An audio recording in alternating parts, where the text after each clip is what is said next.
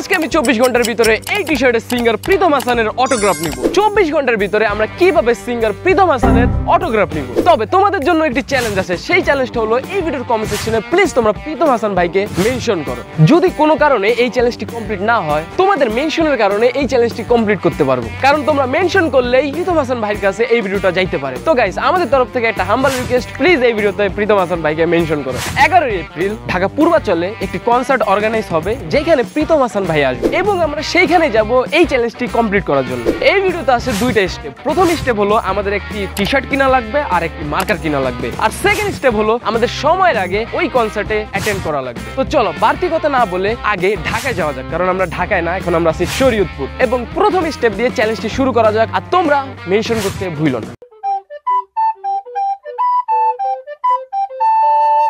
তো এই চ্যালেঞ্জের প্রথম স্টেপ অনুসারে প্রথমে আমাদের দরকার হবে একটি টি শার্ট এবং একটি মার্কার। তো সেটার জন্য দুই ভাই চলে গেলাম একটি টি শার্ট কিনতে এবং একটি মার্কার কিনতে। তো দুই ভাই মিলে টি শার্ট খুঁজতেছি, কিন্তু কোনো টি শার্ট খুঁজে পাচ্ছি না। তো মানুষদেরকে জিজ্ঞাসা করতে করতে অবশেষে টি শার্ট পেয়েও গেলাম। তারপর ভালো মন্দ দেখে একটি টি শার্ট কিনে নিলাম, তারপর একটা মার্কার কিনে ফেললাম। তো গাইস, এখন আমরা যাইতেছি প্রীতম ভাই যেখানে ইভেন্টটা করবে, মানে যেখানে প্রীতম ভাইয়ের প্রোগ্রামটা, ওইখানে। কারণ ওইখানে গেলে তো ভাইয়াকে আমরা পাবো। যেহেতু আমরা বলছি আমাদের হাতে টাইম আছে মাত্র 24 ঘন্টা, তো এই 24 ঘন্টার ভিতরে এখন আছে আমাদের হাতে কত টাইম? এখন অনেক টাইম আছে, কিন্তু প্রবলেম হলো আমরা কি যায় তারে পাবো, তার সাইন কি আমরা নিতে পারবো? সেটা হলো সবথেকে বড় দেখার বিষয়। এখন আমরা যাবো কোথায় ওইটা বলি। আমরা যাবো হলো পূর্বাচল, যেখানে মূলত বাণিজ্য মেলাটা হয়, ওইখানে প্রোগ্রামটা। তো আমাদের হাতে ছিল 24 ঘন্টা। এই 24 ঘন্টার মধ্যে আমরা কি কি করছি? আমরা 24 ঘন্টার মধ্যে খাইছি, ঘুমাইছি, আবার খাইছি, আবার ঘুমাইছি। তারপর দুই ভাই মিললে আবার একটা টি শার্ট এবং একটি মার্ক কলম কিনতে গেছিলাম, যেটা যে মূলত যে টি শার্টে সাইন দেওয়া হবে ওই টি শার্ট, মানে অটোগ্রাফ সিগনেচার নেওয়ার জন্য। আর মূলত এইটাই আমাদের 24 ঘন্টার মধ্যে মেন একটা কাম ছিল, কারণ আমরা জানতাম যে প্রোগ্রামটা শুরু হবে বিকেলের দিকে। এখন আমাদের প্রেজেন্ট লোকেশন হইতেছে শনি আকরা জাপানি বাজার। এখান থেকে আমরা শনি আকরা ব্রিজের ওইখানে যাব, ওইখান থেকে মিধাবাড়ি যাব, ওইখান থেকে আমরা যাব হচ্ছে স্টাফ কোয়ার্টার, সেইখান থেকে আমরা যাব হলো কাঞ্চন ব্রিজ। তো চলো এখন জার্নি শুরু করা যাক। আর ফার্স্ট আমাদের যে যানবাহন যেটাতে আমরা উঠবো সেটা হলো one and only Lamborghini. Good evening Lamborghini. তো গাইস, এখন আমরা উঠতেছি আমাদের রিকশায়। মামা, লাইফে একটা ডেঞ্জারাস কাম করতে যাইতেছি, কি মনে হয় পারমু? অবশ্যই অবশ্যই পারমু। চলেন, আপনি আমাদের ডেঞ্জারাস কামের অন্তর্ভুক্ত। কি মনে হয় পারমু? তার মানে পারবো না। ল্যাম্বরগিনি ছাদ উড়ে দিছি গাইস। তো গাইস, এখন আমাদের রিকশার আমরা হুড উপরে উঠে ফেলছি, কারণ এখন আমি আর আমার ভাই প্রেম করবো। এ কি ভাই?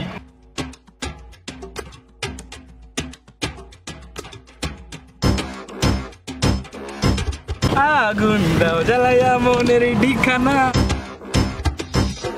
ও সখা গো তুমি। তো সিনেমেটিক ভিউতে আমরা শনি আকরাতে আইসা পৌঁছাইলাম। এখন এইখানে সামনে আমাদের জন্য আরেকটি চ্যালেঞ্জ, সেটা হইতেছে এইখানের ভয়ঙ্কর টানেল পার করা, যেটার মধ্য দিয়ে দৈনিক হাজার হাজার আদিবাসী যাওয়া আসা করে এবং তার সাথে রয়েছে যন্ত্রচালিত কিছু জীবজন্তু। সেগুলোর মধ্য দিয়ে আমাদের দুই ভাইকে পার করতে হবে এই ভয়ঙ্কর টানেল। তো এখন আমরা আইসা পৌঁছাইছি মিধাবাড়ি। এইখান থেকে আমরা যাব হচ্ছে স্টাফ কোয়ার্টার।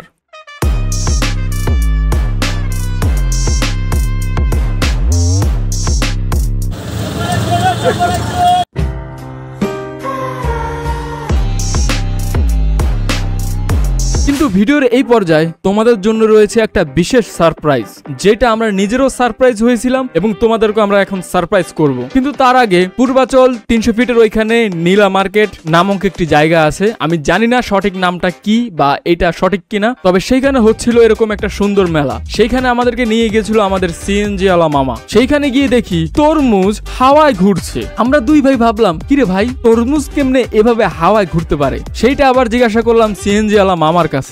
মামায় হাই হ্যালো দিল, কিন্তু এটার ব্যাখ্যা দিতে পারলো না। তাই এটা টেস্ট করার জন্য দুই ভাই উঠে পড়লাম এই ঝুলন্ত তরমুজের উপর। তারপর দেখি এই তরমুজ ঘোরা শুরু করছে। বিষয়টা আসলে খুব অদ্ভুত, কিন্তু ঘুরতে ঘুরতে এটা ভেবে উঠতে পারতেছিলাম না যে আসলে কিভাবে সম্ভব।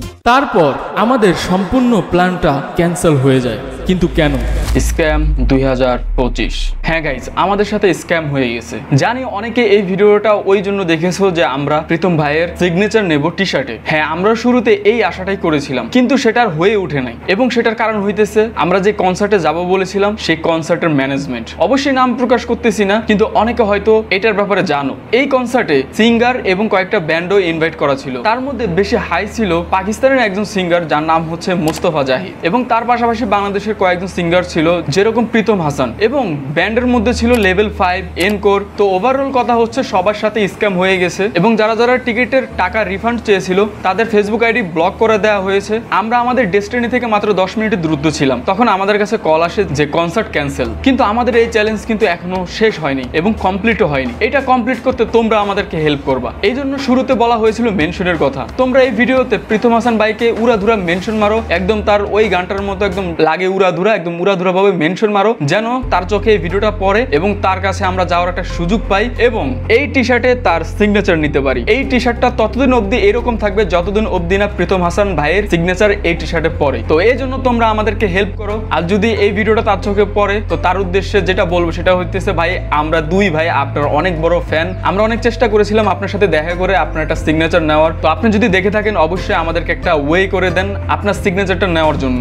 যদি কনসার্ট ম্যানেজমেন্ট এই স্ক্যামটা না করতো তাহলে হয়তো আমাদের চ্যালেঞ্জটা আমরা কমপ্লিট করতে পারতাম, বাট আফসোস সেটা আমরা করতে পারিনি। আমরা হাল ছাড়বো না, আমরা তোমাদের মাধ্যমে সেটা কমপ্লিট করার চেষ্টা করব। তো এই ভিডিওটা এই অবধি, কিন্তু এটা শেষ ভিডিও না, কারণ চ্যালেঞ্জ আমরা কমপ্লিট করতে পারিনি। সো এই ভিডিওটা শেষ যদি তোমরা দেখতে চাও তাহলে অবশ্যই তোমরা আমাদেরকে হেল্প করো।